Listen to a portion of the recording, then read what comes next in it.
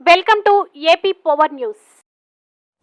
అల్లూరి సీతారామరాజు జిల్లా రంపచోడవరం నియోజకవర్గ రాజకొమ్మంగి మండలంలో ఈరోజు పలు పాఠశాలలో కొన్ని ప్రభుత్వ ఆఫీసుల్లో జెండా ఆవిష్కరించిన ఎంపీపీ గోము వెంకటలక్ష్మి ప్రధాన ఉపాధ్యాయుల ఆధ్వర్యంలో గ్రామస్తుల సహకారంతో ఈ రోజున పాఠశాలలో గణతంత్ర దినోత్సవ వేడుకలు నిర్వహించడం జరిగింది.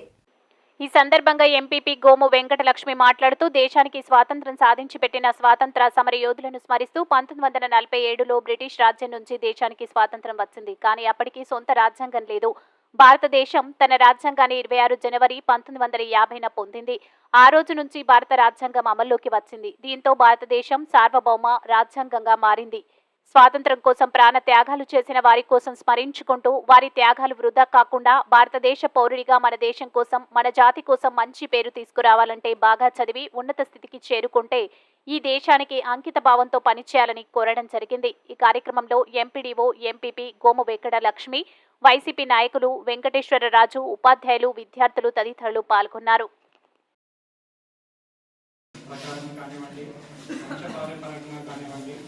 అలా వస్తున్నప్పుడు జీన్ అనేది ఉంటుంది. ఈ జీన్ అనేది హీమోగ్లోబిన్ని డెవలప్ చేస్తుంది. ఈ హీమోగ్లోబిన్ అనేది మనం తీసుకున్న ఆక్సిజన్ తీసుకునేది ప్రతి అవయవానికి, ప్రతి టిష్యూకి చివరి వేల వరకు సప్లై చేస్తుంది. ఆ సప్లై చేసే హీమోగ్లోబిన్ లేనప్పుడు మనిషి ఫెటిగ్ అయిపోతుంది, అంటే నీరసపడిపోతుంది, కొద్దిసేపు కూడా పని చేయలేదు, పెయిన్స్ వచ్చేస్తాయి, జాయింట్ పెయిన్స్ వచ్చేస్తాయి. ఇది మెయిన్ పెయిన్స్.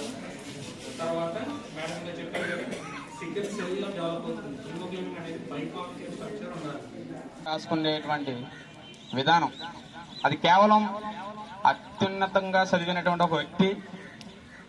అక్కడ చూస్తే ఎక్కువగా డాక్టర్ బిఆర్ అంబేద్కర్ గారు చూస్తే ఎక్కువగా మనకు జనవరి 26 తారీఖున సెలబ్రేషన్ చెప్పుకోవాలంటే చాలా మంది మనకు సమరయోధులు చాలా మంది ఉన్నారు. వాళ్ళందరూ మనం స్మరించుకోవాలి.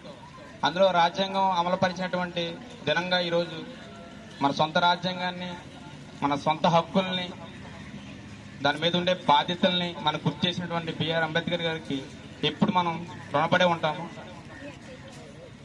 మరి అంబేద్కర్ గారికి అంత సాధ్యం ఎందుకు అయిందంటే అతను అగ్రవర్ణ కులస్తుడా, లేకపోతే మనందరికంటే బాగా ముందు పుట్టి అతను మన పితరుల కంటే ఇంకా ఎవరైనా ఉన్నారా?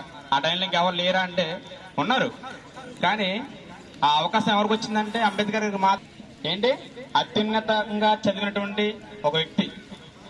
అతని యొక్క డిగ్రీలు ఎన్ని ఉంటాయి తెలుసా?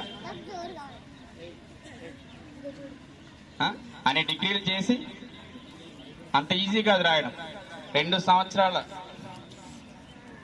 సుమారుగా మన వీరబాబు గారికి, అలాగే కన్వీనర్ గారు హెచ్ఎంఐన